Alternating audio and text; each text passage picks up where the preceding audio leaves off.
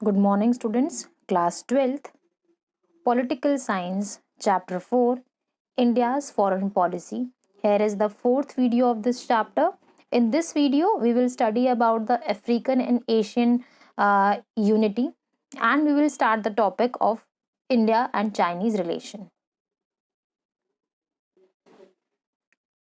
बेटा, इस वीडियो में हम लोग अफ्रीका और एशिया यूनिटी के बारे में सबसे पहले बात करेंगे और ये चीज़ हम लोग क्लास में भी कई बार डिस्कस कर चुके हैं कि किस तरीके से जब कोई भी नेशन जब अपने फॉरेन रिलेशंस बनाता है तो वो सबसे पहले अपने नेबरिंग नेशंस के बारे में सोचता है। फिर कहीं ना कहीं जो रीजनल लेवल पर जिनकी लोकेशन पास होती है फिर वो उनके बारे में सोचते हैं। उसके बाद वो ज़्यादा जो दूर नेशंस हैं जिनको आप बहुत ज़्यादा डिस्टेंस में देखते हैं तो उनके बारे में सोचता है। तो इंडिया ने भी कुछ इस तरीके से अपनी पॉलिसी को एक्सेप्ट किया और नाउ लेट स्टडी कि किस तरीके से नेबरिंग नेशंस के साथ या हमारे कॉन्टिनेंटल लेवल पर जो नेशंस करीब हैं उनके साथ कैसे रिलेशंस हमने बनाए और कैसे हमने जो हमारे डिस्टेंस पर जो नेशंस हैं जैसे कि आपका यूएसए हो गया, यूरोप हो गया, रशिया हो गया, उनके साथ हम लोग कैसे रिलेशंस को देख रहे हैं बाद में।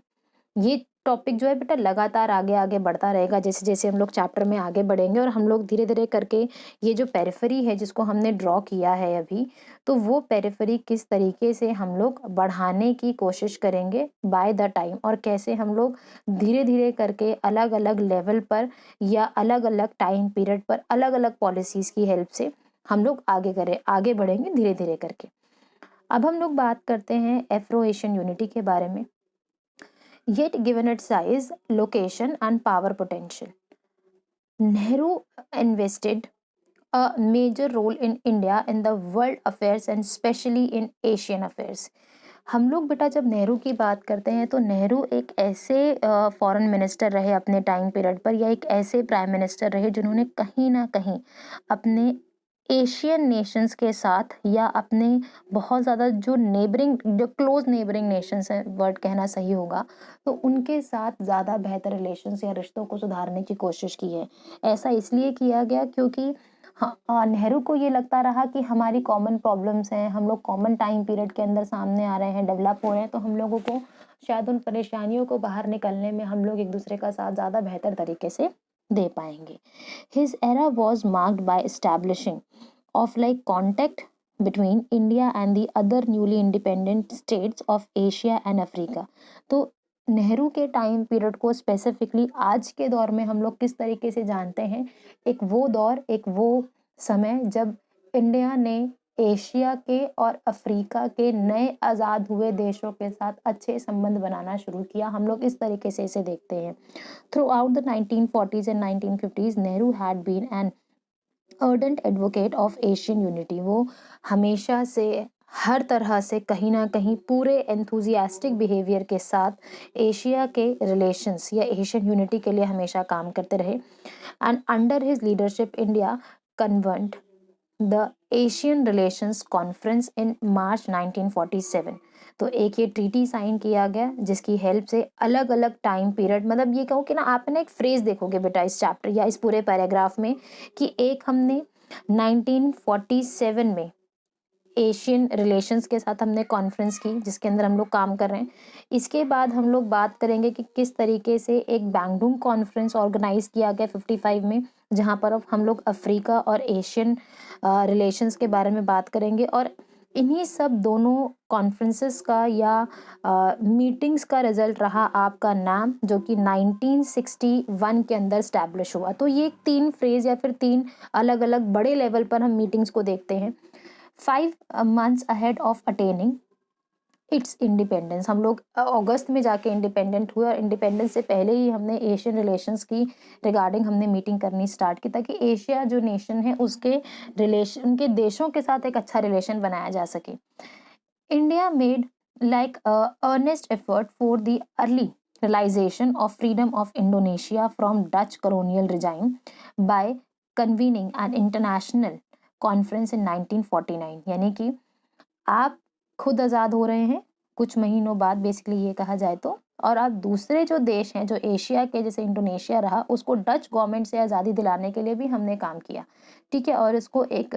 प्रेज़ मिला बहुत ज़्यादा कि हाँ, इंडिया अब जो डीकोलोनाइज़ेशन है या जो कॉलोनियल फॉर्म ऑफ गवर्नमेंट है, उसके अगेंस्ट एक वॉइस रेज़ कर रहा है। जैसा कि हमने पिछली वीडियो में एग्ज़ाम्पल देखा, जब ब्रिटेन ने स्विस कैनाल के ऊपर कंट्रोल करने की कोशिश की और इजिप्ट के ऊपर अपना कंट्रोल दिखाना शुरू किया, तो हमने उसके अगेंस्ट वॉइस रेज़ की। इसके अलावा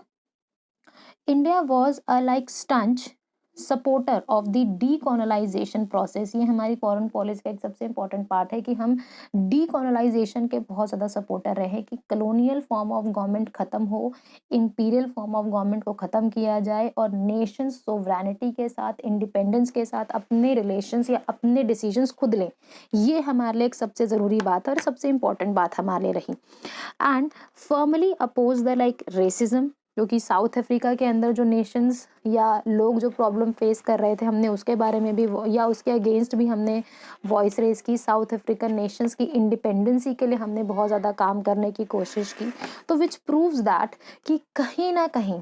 इंडिया एक ऐसा देश बनता जा रहा था आज़ादी के बाद या आज़ादी के कुछ टाइम पीरियड से पहले से भी, जो कि अलग अलग तरीके से लोगों को या फिर मैं कहूँ नेशंस को सपोर्ट कर रहा है, नेशंस को मोटिवेट कर रहा है कि आप अपने आप को आज़ाद करने के लिए डिसीजंस लें और इंडिया आपकी हेल्प करेगा, कुछ इस तरीके से। एंड इसके बाद बेटा हम लोग आगे देखते हैं कि किस तरीके से जो इंडिया है वो रेसिज्म के भी अगेंस्ट है। एपरेथेड मूवमेंट जो चला साउथ अफ्रीका में, हमने उसको भी सपोर्ट किया। The Afro Asian conference held in like, आप कहीं ना कहीं इंडोनेशिया के अंदर जो बैंगलोंग में 1955 में एफ्रो अफ्रीका और एशियन नेशंस के न्यूली इंडिपेंडेंट नेशंस के यूनिटी को जस्टिफाई करता है, उसके बारे में हमने उस मीटिंग को भी हमने लीड किया। And commonly known as Bandung conference and marked the zenith, या फिर मैं कहूँ कि एक ऐसा इमेजिनरी लोकेशन हमने सामने दुनिया को दिया कि या एशियन अफ्रीकन नेशंस के लोगों को दिया कि आप लोग इकट्ठे हों या एशिया और अफ्रीका के देशों को इकट्ठा होना चाहिए और एक दूसरे के लिए हेल्प करनी चाहिए, ठीक है, या एक दूसरे के डेवलपमेंट के लिए, पॉलिटिकल स्टेबिलिटी के लिए हमें हेल्प करनी चाहिए। India's engagement with the newly independent Asian and African nations, the Bandung Conference later led to the establishment of the NAM। और 1961 के अंदर बेलग्रेड में फर्स्ट मीटिंग हुआ, जिसके बारे में हम लोगों ने पहले भी बात की और हमने ये भी देखा कि किस तरीके से जो इंडिया है वो नाम का एक को फाउंडर है। And which proves that on all these things proves that कि कहीं ना कहीं जो नेहरू हैं वो एक बहुत बड़े सपोर्टर रहे, किसके, एशिया के, और या मैं कहूँ अफ्रीका और एशिया की यूनिटी के लिए, जहाँ पर उन्होंने अलग अलग टाइम पीरियड पर अलग अलग मीटिंग्स की, जिसकी हेल्प से जो न्यूली डीकोलोनाइज नेशंस हैं उन्होंने अपने आप को एक अलग इमेज, एक अलग प्लेटफॉर्म दिया, जिसकी हेल्प से वो जो कंटेम्प्रेरी वर्ल्ड पॉलिटिक्स है कोल्ड वॉर का, एक जो कह सकते हैं एक प्रेशराइज जो एक टाइम पीरियड निकला है कोल्ड वॉर के दौर वाला, तो उस टाइम पीरियड पर नेशंस अपने आप को हेल्पलेस फील नहीं कर रहे थे, नेशंस एक दूसरे को हेल्प कर रहे थे। इसी के साथ बेटा हम लोग हमारा नेक्स्ट टॉपिक पर आगे बढ़ेंगे, peace and conflict with China. Peace and conflict with China के अंदर बेसिकली बेटा हम लोग है ना कुछ इम्पॉर्टेंट चीज़ें पढ़ेंगे कि किस तरीके से इंडिया और चाइना के बीच में पीसफुल एग्रीमेंट्स हुए, ठीक है, पीसफुल, जैसे कि हिंदी चीनी भाई भाई का स्लोगन है, पंचशील के बारे में हम लोगों ने बात की, हम लोगों ने स्टार्टिंग में गुड रिलेशंस को परफॉर्म करने की कोशिश की और शुरुआत में हम लोग पैराग्राफ में कई बार नेहरू के ऊपर भी ऑब्जेक्शन उठाएंगे या उसके ऊपर क्वेश्चन करेंगे कि उन्होंने एक ब्लाइंड फेथ रखा चाइना के ऊपर और उनको ये लगता रहा कि चाइना जो है कभी भी उनके अगेंस्ट जाकर काम नहीं करेगा या वो हमारे भाई जैसा है जो हमें हमेशा सपोर्ट करेगा, कभी भी टाइम एंड नीड के अकॉर्डिंग जब हमें ज़रूरत पड़ेगी तो वो हमेशा हमारा सब साथ देगा। बट रियलिटी में कुछ हद तक चीज़ें या कुछ समय तक चीज़ें एक जैसी रही, पीसफुल रही, बट धीरे धीरे करके जब जैसे कि तिब्बत इशू हुआ, टेरिटोरियल इम्पैक्ट हमें देखने को मिला, या अरुणाचल प्रदेश में या अक्साई चाइना का जो मुद्दा उठा, तो उस टाइम पीरियड पर हमें देखने को मिला कि कहीं ना कहीं इंडिया और चाइना के कॉन्फ्लिक्ट्स भी हैं, जिन कॉन्फ्लिक्ट्स के बारे में हम लोग आगे बात करेंगे। और नेक्स्ट वीडियो में बेसिकली बेटा हम लोग इंडिया चाइना रिलेशंस की शुरुआत करेंगे और हम लोग ये देखेंगे कि किस तरह से जो आपका चाइना है वो कैसे-कैसे प्रॉब्लम्स हम लोगों को फेस करनी पड़ रही है। हम लोग तिब्बत के बारे में भी बात करेंगे यहाँ पर। इसके अलावा हम लोग और ज़्यादा फ़ोकस करेंगे आपके जो चाइना का जो इन्वेशन हुआ 1962 में, हम उसके बारे में नेक्स्ट वीडियो में बात करेंगे। And we will look into the matter कि किस तरीके से जब इंडिया और चाइना के साथ जब हमें प्रॉब्लम्स फेस करनी पड़ रही हैं, तो उसका इंटरनल पॉलिटिक्स पर क्या इम्पैक्ट आया, वो हम लोग डिटेल में नेक्स्ट वीडियो में हम बात करेंगे।